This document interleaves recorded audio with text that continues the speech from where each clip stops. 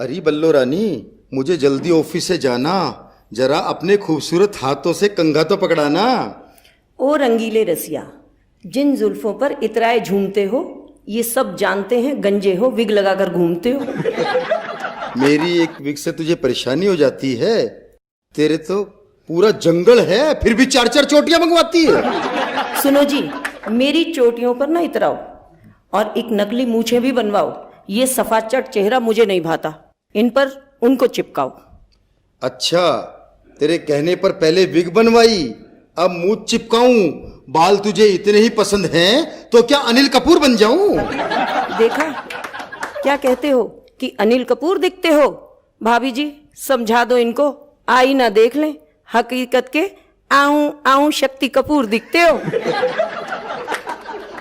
अरे बल्लो, जब मैं विग नहीं लगाता था तो बारिश की पहली बूंद का आनंद सबसे पहले मैं ही तो पाता था।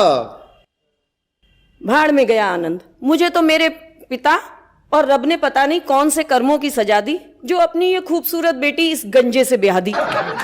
गंजा ना भी होता तो शादी के बाद हो जाता। तेरे जैसी पत्नी हो तो क्या सर का एक भी बाल बच पाता? सर के बाल नहीं बचे, इसीलिए तो ये गंजा विग लगाता है, और कोई बूढ़ा आशीर्वाद दे दे तो विग उसके हाथ आ जाता। अरे बल्लो, तुझे क्या पता, गंजा पति किफायती कहलाता है और इस चांद के कारण तेल शैम्पू का कितना खर्चा बच जाता है। खाक तेल शैम्पू का खर्चा बच जाता है, मेरा फेस वॉश तो 2 गुना लगाता है। और खुद पार्लर में जाकर कलरिंग, रिबॉन्डिंग और न जाने क्या क्या करवाती है। लेकिन मजे की बात तो ये है कि उसके बाद भी इसकी जुल्फे बरगद का झाड़ नजर आती है। अच्छा जी, ये जो जुल्फें तुम्हें बरगद का झाड़ नजर आती हैं, जरा जाकर के पूछो पड़ोसियों से, उनके दिल पर क्या गजब ढाती हैं जब ये लहराती हैं। ये पत्नियां सारा खर्चा तो पतियों का करवाती हैं और अदाएं जाके मोहल्ले भर में दिखाती हैं। तो इसमें कौन सी गलत बात है? हर पत्नी अपने घर में बस बर्तन मांजती और कपड़े धोती है, उसके हुस्न की असली तारीफ तो मोहल्ले में ही होती है। मनोज जी, ये बल्लो मेरे गंजे होने का फायदा उठाती है, खुद तो भाभी जी बनी घूमती है, मुझे छोरियों से अंकल जी कहलवाती है। और इस अंकल जी की बात बताते मुझे शर्म आती है, इस गंजे को तो मोहल्ले की हर बूढ़ी आंटी भी भा जाती है। वैसे तो कहती है मुझे बहुत प्यार करती है, लेकिन मैं किसी बुढ़िया से भी बात कर लूं तो मुझ पे शक करती है।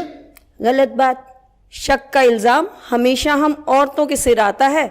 इतिहास गवाह है, भगवान राम भी तो सीता से ही अग्नि परीक्षा करवाता है।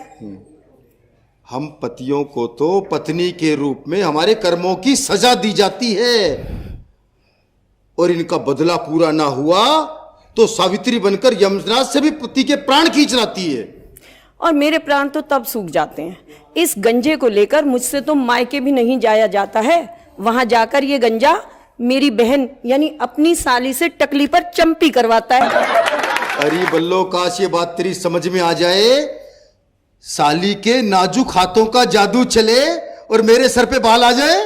हा, ये देख लो, ये बूढ़ा, ये गंजा ठंडे तवे पे रोटी सेकता है, उजड़ा चमन है, ख्वाब बसंत के देखता है। अरे बल्लो, मैं अपने दिल के अरमान अभी से क्यों तोड़ूं? और जब वैज्ञानिक चांद पर खेती की सोच सकते हैं तो मैं अपने चांद की उम्मीद क्यों छोड़ूं?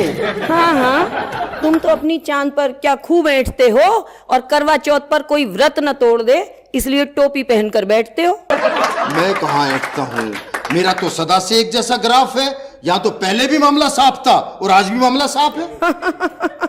सही पकड़े हैं, तुम्हारा एक सा ग्राफ है, बाहर मैदान साफ है, अंदर भेजा साफ है।